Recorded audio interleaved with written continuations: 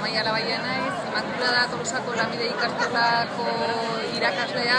Gaurko egunean hemen Eibarren gaude, Zenprenizaiako enpresako enpresen aurkezpena egiten da hemen. Eibarren azoka bat antolatu da eta bertan gaude ikastolako ziklo parte hartu duten ikasle guztiak etorri dira berta.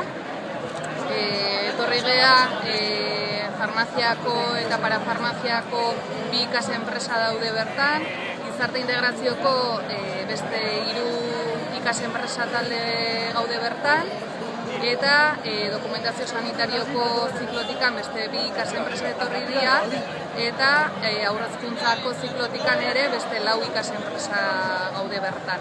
Eta guztionen helburua da, beraiek gelean kurtsuan zehar landu duten enpresa edo sortu duten enpresa gizarteari ezagutzea ematea eta diseinatu duten enpresa hori nolabait martxan jartzea eta nola ezagutzea ematea.